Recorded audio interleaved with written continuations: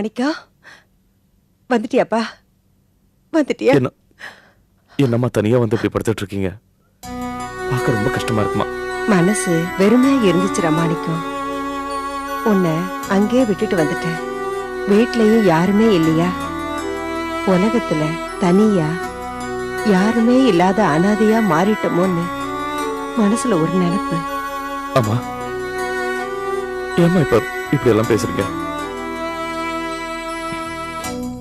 உங்களுக்காக சாப்பாடு எடுத்துட்டு வந்திருக்கேன், சாப்பிடுங்கம்மா. இனிமே இப்படி எல்லாம் பேசாதீங்க.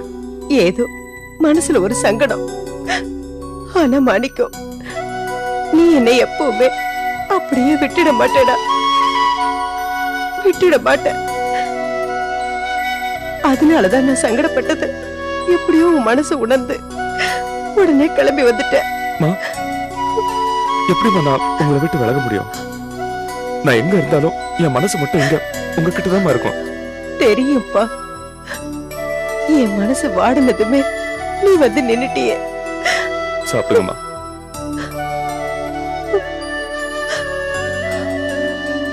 நீங்க இப்படி கண் கலங்குறது தான் ரொம்ப கஷ்டமா இருக்கு. ஆமா மாணிக்கம், நான் இப்படி கலங்கிறது தப்புன்னு எனக்கு தெரியுது. ஆனா என் மனசு கேட்கலையே, என்னையும் மீறி அது சங்கடப்படுது. அம்மா, இப்ப அப்படி என்னமா நடந்துச்சு? நீங்க சொன்ன மாதிரி தானே நான் நடந்துக்கிட்டேன். அப்படி இல்லடா மாணிக்கம், நான் முழுசா 3 பிள்ளைங்களை பெத்திருந்தாலும் நான் பட்ட கஷ்டங்களை முழுசா புரிஞ்சுக்கிட்டு என் மேல ரொம்ப பாசம் வச்சிருக்கிறவ நீதானே.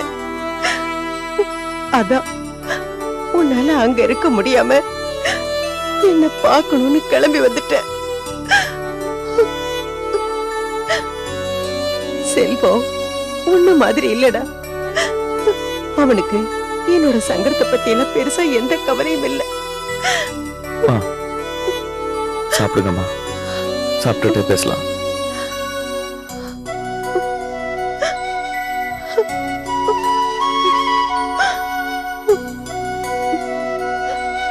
மாணிக்கம், செல்வத்தையும் நிர்மலாவை கூட என்னால பிரிஞ்சிருக்க முடியும்டா. ஆனா ஒண்ணு பிரிஞ்சிருக்கிறதாண்டா கஷ்டம்னு நினைக்கிறேன்.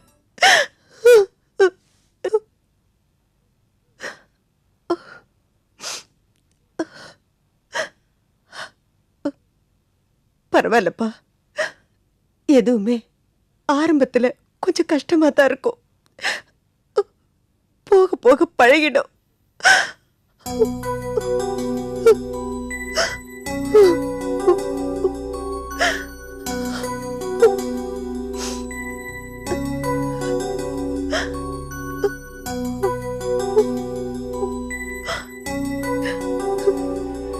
மகன் பரிமாறி அம்மா சாப்பிடறதுக்கு கொடுத்து வச்சிருக்கணும்டா.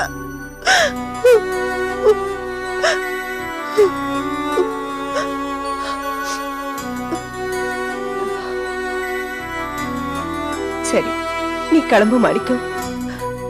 இல்லம்மா, பரவாயில்ல. இல்லப்பா, அங்க எல்லாரும் இருக்காங்க, நீ போப்பா, போ. இல்லம்மா, கொஞ்ச நேரம் இருந்துட்டு